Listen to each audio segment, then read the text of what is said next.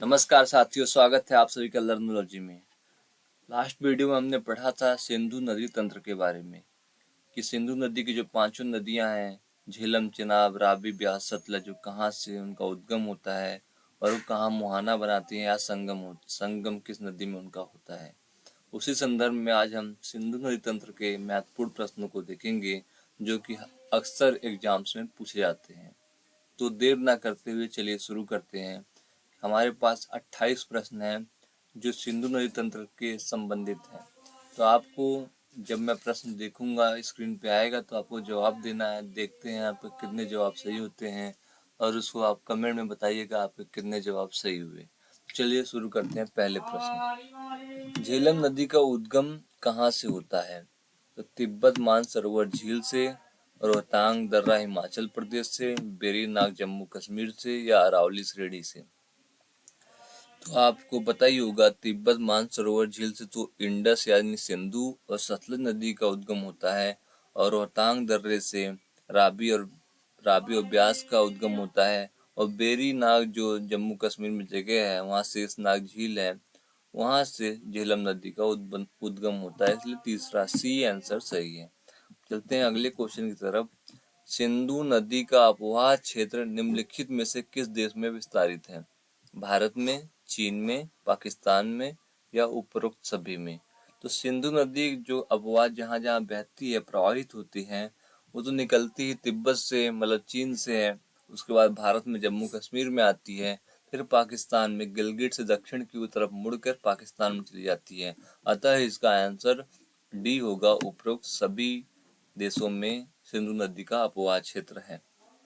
चलते हैं तीसरे क्वेश्चन की तरफ। सिंधु नदी के बारे में निम्न प्रश्नों पर विचार करें और नीचे दिए गए कूट से सही उत्तर का चयन करें। अब 1, 2, 3 कूट है हमारे पास, इसको देख के बताना है कौन सा सही है कौन सा गलत है। सिंधु नदी का उद्गम मानसरोवर झील के निकट तिब्बत चीन से होता है, बिल्कुल सही है। उसके बाद है सिंधु नदी भारत में 2 राज्यों से प्रवाहित होती है, गलत है, क्योंकि सिंधु नदी भारत में केवल जम्मू कश्मीर राज्य से ही प्रवाहित होती है। तीसरा है सिंधु नदी भारत में सिंधु घाटी से लद्दाख में प्रवेश करती है, ये बिल्कुल सही है। अतः इसका ऑप्शन सी जो है, कथन 1 और 3 सही है, ये सही होगा। आप अपना चेक कर रहे हैं ना कौन कौन सा क्वेश्चन आपको आ रहा है। अगर आपने लास्ट वीडियो नहीं देखी है सिंधु नदी तंत्र वाली, तो पहले देख लें तो सारे क्वेश्चन आपके सही आसानी से हो पाएंगे। चलते हैं चौथे क्वेश्चन की तरफ। सिंधु नदी की सबसे बड़ी सहायक नदी है काबुल, कुर्रम, चिनाब या झेलम। तो इसमें क्या है, सिंधु नदी की सबसे बड़ी सहायक नदी जो है वो चिनाब है। और चिनाब कहाँ से निकलती है, उद्गम कहाँ से है? तो बारालाचाला दर्रा से। चलते हैं पांचवें प्रश्न की ओर। निम्नलिखित में से किस नदी को चंद्रभागा भी कहा जाता है? तो इसका सही जवाब क्या होगा आप बताइए। झेलम होगा या रावी होगा या चिनाब या सतलज?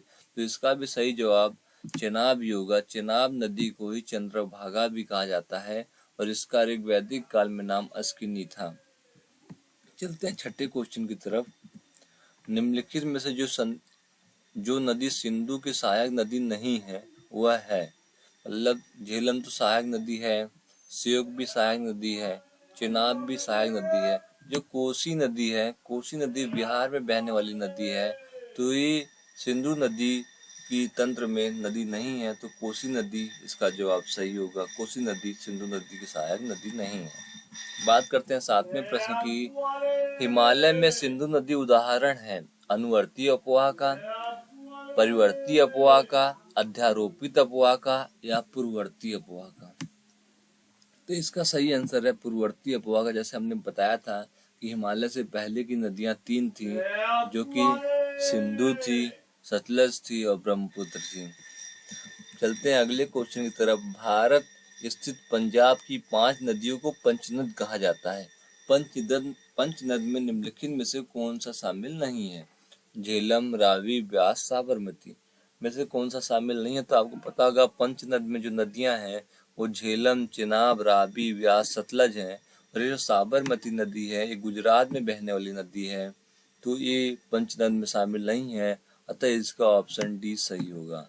बात करें 9वें क्वेश्चन की, तो निम्नलिखित में से किस नदी के नाम पर भारत का नाम इंडिया पड़ा है, तो गंगा के नाम पे तो इंडिया नहीं पड़ा है। आपने इसे तो आसानी से ऋग्वैदिक काल में भी पढ़ा होगा। जो सिंधु है, सिंधु का एक नाम है इंडस, इंडस के नाम पे इंडिया नाम पड़ा है भारत का। चलते हैं 10वें प्रश्न की ओर।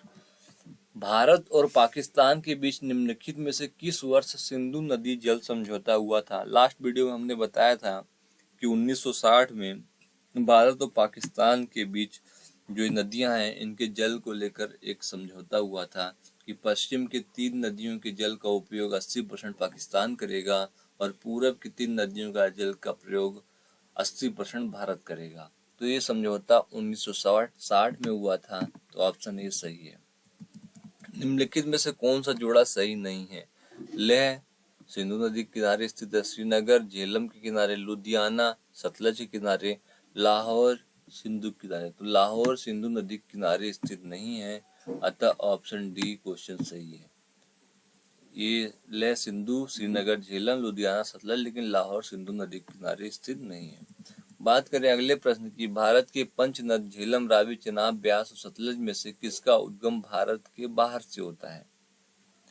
तो ब्यास सतलज झेलम चेनाब, हम पिछला वीडियो देखा होगा तो मैंने उसमें बताया था कि जो सिंधु नदी यानी इंडस नदी है और सतलज नदी है, इन दोनों का जो उद्गम स्थान है वो तिब्बत में मानसरोवर झील के पास है, तो इसका ऑप्शन बी सही आंसर होगा। चलते हैं 13वें प्रश्न की ओर। निम्नलिखित में से कौन नदियों और उनका वैदिक कालीन नाम का सही सुमेल नहीं है? झेलम का नाम वितस्ता था या नहीं, आप बताएं। ब्यास का विपाशा, सतलज का शत्रुदी, चिनाब का सांगपू। तो आपको बताना है झेलम का नाम वितस्ता था कि नहीं। हाँ था, ये बिल्कुल सही है। ब्यास का नाम विपाशा था, सतलज का नाम शत्रुदी था और चिनाब का नाम सांगपू, ये गलत है। तो चलिए ये ऑप्शन मतलब यहाँ सांगपू इसका नाम नहीं था, तो ऑप्शन डी सही आंसर होगा। चलिए मैं आपको दिखाता हूँ कि ऋग्वैदिक काल में सारी नदियों का क्या क्या नाम था।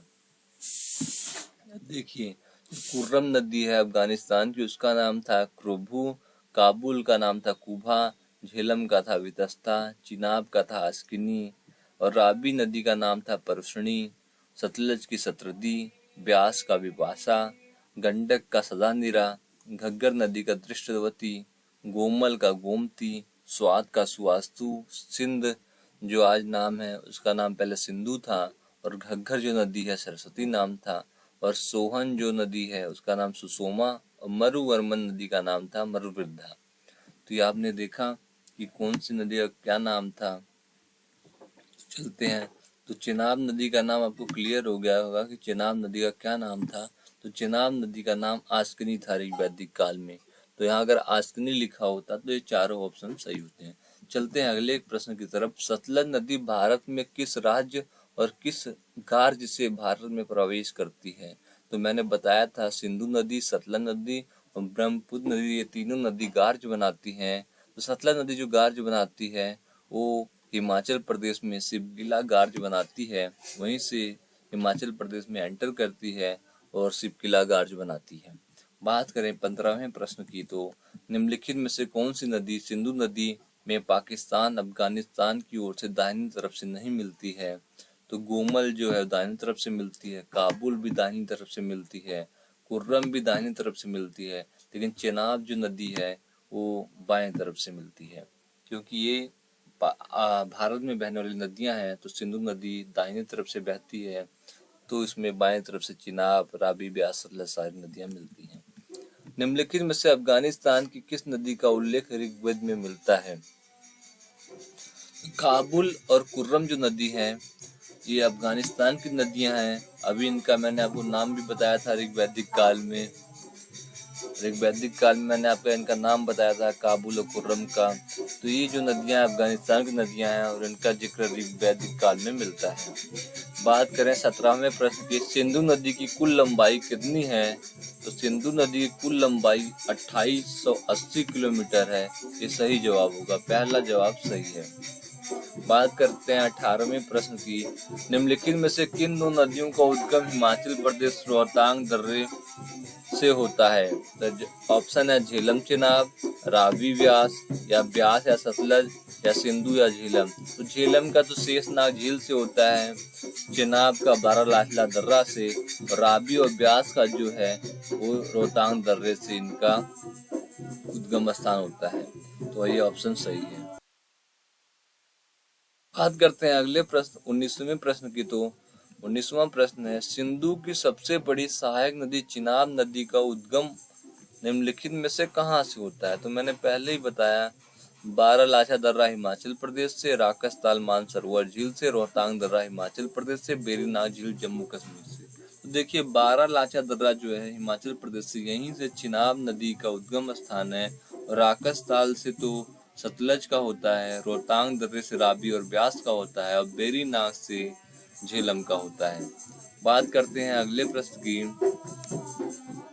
आज थोड़ा गलियों में ज्यादा लोग आ रहे हैं, थोड़ा असुविधा हो रही है, तो अभी बाबा लोग आए हैं, जा रहे हैं। अगले प्रश्न में बात करते हैं 20वें प्रश्न की। तो निम्नलिखित कथनों पर विचार करें और सही कथन का चयन करें। झेलम नदी का संगम चिनाब में होता है, रावी नदी का संगम चिनाब में होता है, ब्यास नदी का संगम सतलज में होता है, और सतलज का संगम चिनाब में होता है। तो ये कौन सा सही है, कौन सा गलत, आप बताइए। तो मैंने पहले कल की वीडियो में बताया ही था, झेलम चिनाब में मिलती है, रावी चिनाब में मिलती है, ब्यास सतलज में मिलती है, और सतलज का जो जल है वो चिनाब नदी में मिलता है, और चिनाब का नदी का जल इंडस यानी सिंधु नदी में मिलता है। तो इसका जो उपरोक्त चारों कथन सही है, इसलिए ऑप्शन डी सही आंसर होगा। बात करें 21वें प्रश्न की। तो दो नदियों के बीच उपजाऊ भूमि को क्या कहते हैं? तो आपने अक्सर ज्योग्राफी भूगोल में पढ़ा ही होगा, तराई, जल विभाजक, जल सांभर, दोआब। जैसे गंगा यमुना के दोआब क्षेत्र है, वैसे दो नदियों के बीच के जो उपजाऊ भूमि होती है उसे दोआब क्षेत्र कहा जाता है। बात करें 22वें प्रश्न की। निम्नलिखित में से नदियों किनारे बसे नगरों का क्या सही सुमेल नहीं है? लुधियाना सतलज के किनारे बसा हुआ है, झेलम के किनारे श्रीनगर बसा हुआ है, लेह सिंधु नदी के किनारे बसा हुआ है, और लाहौर सिंधु नदी के किनारे बसा हुआ है। ये गलत है, क्योंकि लाहौर रावी नदी के किनारे बसा हुआ है। बात करें 23वें प्रश्न की। निम्नलिखित में से किस नदी का उल्लेख ऋग्वेद में सर्वाधिक बार हुआ है? सरस्वती नदी का, सिंधु नदी का, गंगा या ब्रह्मपुत्र का? तो सबसे ज्यादा बार ऋग्वैदिक काल में सर्वाधिक प्रयोग हुआ है सिंधु नदी का, क्योंकि सबसे पुरानी नदी सिंधु नदी मानी गई है। गंगा का एक बार केवल नाम आया है ऋग्वैदिक काल में। बात करें 24वें प्रश्न की। विश्व में प्राचीन सभ्यताओं में प्रमुख हड़प्पा सभ्यता के दो प्रमुख बंदरगाह निम्नलिखित में से क्रमशः किन नदियों पर तट पर स्थित है? तो इसका जो आंसर है वो है रावी और सिंधु। रावी और सिंधु नदी के किनारे जो है बंदरगाह हैं, प्रमुख बंदरगाह हैं हड़प्पा सभ्यता के। बात करें 25वें प्रश्न की। सिंधु और उसकी सहायक नदियों द्वारा निर्मित विशाल मैदानी क्षेत्र के किस देश के हिस्से में नहरों का देश कहते हैं? तो भारत में, अफगानिस्तान में, या पाकिस्तान या चीन में? तो जो सबसे ज्यादा फायदा होता है सिंधु नदी और उनकी सहायक नदियों का नहर के माध्यम से या सिंचाई के माध्यम से, तो पाकिस्तान है। पाकिस्तान सबसे ज्यादा फायदा उठाता है इंडस सिंधु नदी तंत्र का। बात करें अगले प्रश्न की 26वें प्रश्न की। निम्नलिखित में से कौन सी हिमालय पार की नदियां हैं? हिमालय पार की नदियों का मतलब जो हिमालय से पहले की नदियां हैं। तो कल के वीडियो में बताया ही था, ब्रह्मपुत्र सतलज और ब्रह्मपुत्र सिंधु और सतलज जो नदियां हैं, ऑप्शन बी वाले, ये हिमालय पार की नदियां हैं, मतलब ये तिब्बत से निकलती हैं। बात करते हैं अगले प्रश्न की 27वें प्रश्न की। सिंधु नदी की लंबाई लगभग उतनी ही है जितनी की ब्रह्मपुत्र की है। यह लंबाई कितनी है? 3000, 3300, 2700 या 2900? तो ब्रह्मपुत्र की लंबाई 2900 है और सिंधु नदी की लंबाई 2880 किलोमीटर है। तो लगभग ब्रह्मपुत्र की इतनी लंबी सिंधु नदी भी है। बात करते हैं 88वें प्रश्न की और आखिरी प्रश्न की। तो आप बताइएगा इस प्रश्न के बाद कि आपके कितने आंसर आपने सही किए हैं और कितने गलत किए हैं। तो बात करते हैं 28वें प्रश्न के। निम्नलिखित में से किस भारतीय नदी का उद्गम और मुहाना दोनों भारत में नहीं है? गंगा, सिंधु, सतलज या रावी? इसका सही जवाब होगा सिंधु नदी, क्योंकि सिंधु नदी तिब्बत चीन से निकलती है मानसरोवर झील के पास से, और ये पाकिस्तान में अपना मुहाना बनाती है अरब सागर में। तो ये इसका ना तो मुहाना इंडिया में है या ना ही इसका उद्गम स्थान है इंडिया में, 28वें प्रश्न का। तो बात कर चुके हैं हम 28 के 28 प्रश्न के। आपके कितने प्रश्न सही हुए कमेंट बॉक्स में जरूर लिखिएगा, और वीडियो अच्छी लगी हो तो लाइक शेयर सब्सक्राइब जरूर करिएगा। धन्यवाद।